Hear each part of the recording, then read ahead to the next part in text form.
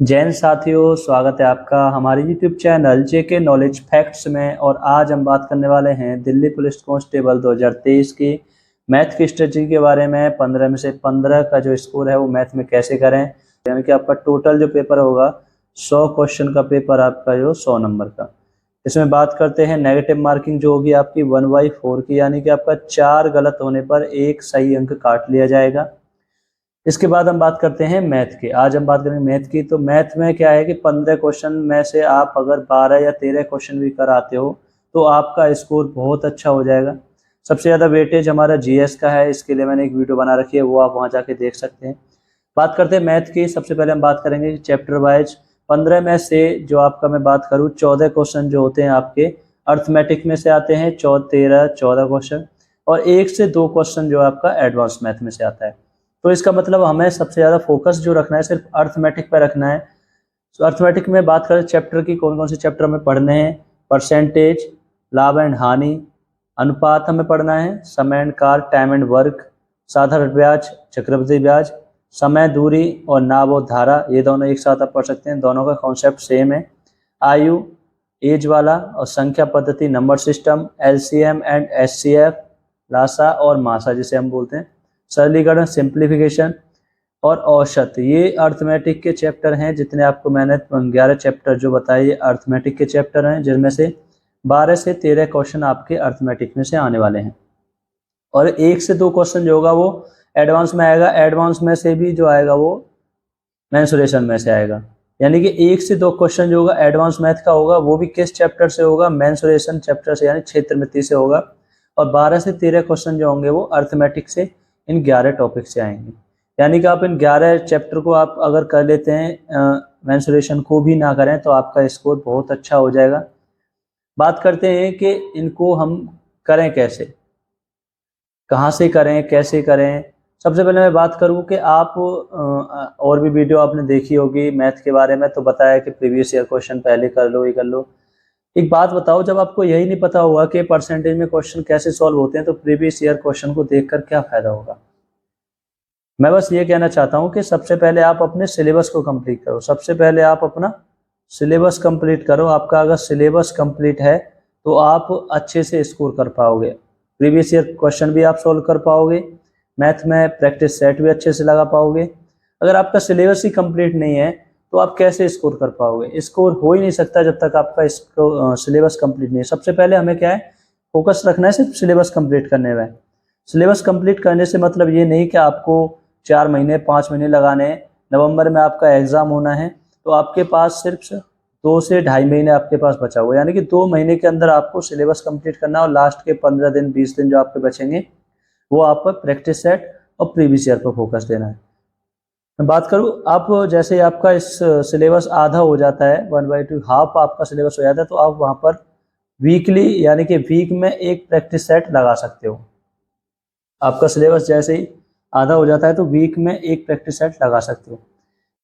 सबसे पहले हम बात करें कि बुक हमें कौन सी लेनी चाहिए। आपके पास एच.डी. यादव है, किरण पब्लिकेशन की है, या आर.एस. अग्रवाल की आपके पास है। आर.एस. अग्रवाल में क्या है कि बहुत कम ही क्वेश्चन दिए गए हैं इसमें, और एच.डी. यादव में ठीक है। अगर आपके पास एच.डी. यादव है तो बेस्ट है। आप एच.डी. यादव का जो अर्थमेटिक है पूरा एडवांस को छोड़कर वो अगर 1 से 2 बार कर लेते हैं तो बहुत ही अच्छा है।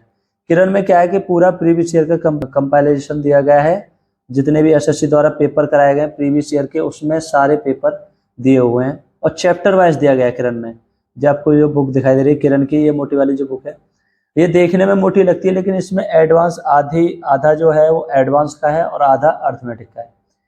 इसमें क्या है कि जो क्वेश्चन दिए हुए हैं वो चैप्टर वाइज और टॉपिक वाइज, यानी कि चैप्टर जैसे परसेंटेज का चैप्टर है उसमें टाइप वाइज दिए हुए हैं कि टाइप फर्स्ट ऐसे, टाइप सेकंड और टाइप थर्ड। इसके बाद बात करें कि हम प्रैक्टिस सेट जो है वो हम कहाँ से लगाएं, कैसे लगाएं। प्रैक्टिस सेट, प्रैक्टिस सेट आपको तब लगाने जब आपका सिलेबस कंप्लीट हो जाए।